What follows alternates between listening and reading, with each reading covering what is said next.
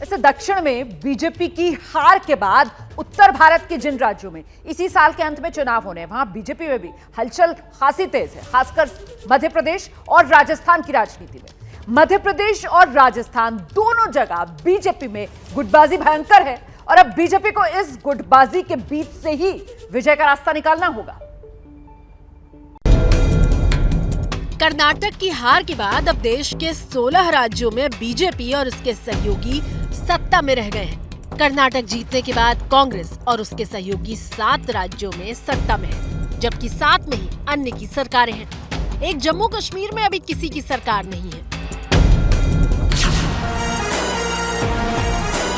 अब 2024 के लोकसभा चुनाव से पहले इस साल के अंत में 5 राज्यों में विधानसभा के चुनाव होने हैं। उनमें मध्य प्रदेश जहां बीजेपी सत्ता में है, राजस्थान, छत्तीसगढ़ जहां कांग्रेस सत्ता में है, तेलंगाना में टीआरएस जो कि अन्य में है उसकी सरकार है, जबकि मिजोरम में एनडीए की सत्ता है। कर्नाटक की जीत के बाद इन चुनावी राज्यों में कांग्रेस नेताओं के हौसले उड़ान भर रहे हैं। वहीं बीजेपी का भी अपना दावा है। आज झूठ की मशीन, घोषणा की मशीन, शिवराज जी बने हुए हैं। ये मुख्यमंत्री पता नहीं है या नहीं है, मुख्यमंत्री तो हैं, पर साथ साथ शिलान्यास मंत्री है। जहाँ जाओ शिलान्यास, जेब में नारियल लेके घूमो। और ये तो खुद झूठ बोलने की फैक्ट्री है। 943 झूठ पिछले चुनाव में बोले थे और अब फिर बोलना शुरू कर दिए फैक्ट्री ने।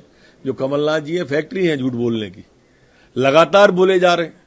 किया धरा कुछ नहीं है, कह रहे मैं घोषणाएं नहीं करता। मैं 943 बता रहा हूं जो दृष्टि पत्र में एक भी पूरी नहीं हुई। और उस पर सितम ये है कि चाहते हैं कि उनकी बात पर जनता विश्वास कर ले। कदापि नहीं होगा कमलनाथ जी, इस भ्रम में मत रहना। मध्य प्रदेश बीजेपी में वैसे तो कई गुट हैं, लेकिन अभी सिर्फ 2 गुटों की बात कर लेते हैं। एक शिवराज सिंह चौहान का गुट है और दूसरा ज्योतिरादित्य सिंधिया का गुट। पिछले कुछ दिनों में पार्टी के कई नेता गुटबाजी और भाव नहीं मिलने की वजह से पार्टी छोड़कर कांग्रेस में जा चुके हैं। अलग अलग गुटों में बटी बीजेपी अगर चुनाव से पहले गुटबाजी खत्म नहीं करती तो फिर पार्टी को मुश्किल हो सकती है। कर्नाटक में बीजेपी की हार के बाद पार्टी को मध्य प्रदेश में फूंक फूंक कर कदम रखना होगा, क्योंकि 2018 में मध्य प्रदेश में कांग्रेस की सरकार बनी थी, लेकिन सिंधिया की बगावत के बाद 2 साल बाद बीजेपी ने सत्ता में वापसी की और अब बीजेपी को सत्ता और शक्ति का संतुलन बना के रखना होगा, क्योंकि आंतरिक गुटबाजी का संदेश वोटरों में गया तो फिर पार्टी के लिए दिक्कतें खड़ी हो जाएंगी। उम्मीद की जानी चाहिए कि कर्नाटक के नतीजों से अब बीजेपी यहाँ सबक लेगी और क्षेत्रीय नेताओं को भाव देने में कमी नहीं करेगी, साथ ही प्रदेश के लोकप्रिय नेताओं को भी दरकिनार नहीं करेगी। कर्नाटक में येदियुरप्पा को हटाकर बोम्मई को सीएम बनाने का रिस्क लेना बीजेपी को महंगा साबित हो चुका है। चुनाव प्रचार के दौरान येदियुरप्पा कई दिनों तक सीन से गायब रहे। ऐसे में बीजेपी कर्नाटक वाली गलती मध्य प्रदेश में नहीं करेगी। कर्नाटक में बीजेपी की हार का संदेश राजस्थान में भी बीजेपी को अपनी रणनीति बदलने पर मजबूर कर सकता है। वसुंधरा राजे के अलावा राजस्थान में बीजेपी के पास कोई लोकप्रिय जमीनी नेता अभी तक नहीं है। ऐसे में कर्नाटक बीजेपी चुनाव के नतीजों से अगर सबक लिया जाता है तो फिर वसुंधरा की लॉटरी लग सकती है। राजस्थान में भी बीजेपी कई गुटों में बटी हुई है। एक गुट का नेतृत्व वसुंधरा के हाथ में है तो दूसरे गुट का नेतृत्व केंद्रीय मंत्री गजेंद्र सिंह शेखावत के हाथ में। छोटे छोटे और भी कई गुटों में पार्टी यहाँ बटी हुई है। राजनीति के जानकार मानते हैं कि छत्तीसगढ़ में बीजेपी फिलहाल मजबूत नहीं दिख रही। तेलंगाना में बीजेपी अभी संघर्ष करती नजर आ रही है।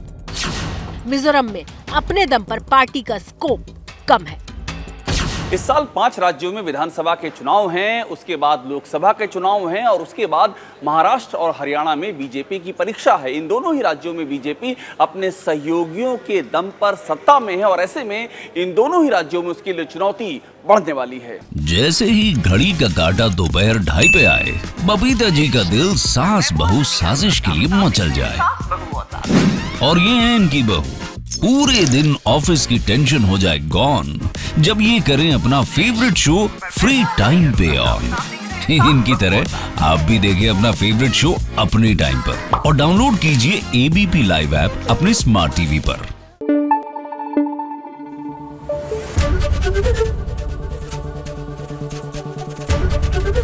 एबीपी न्यूज आपको रखे आगे।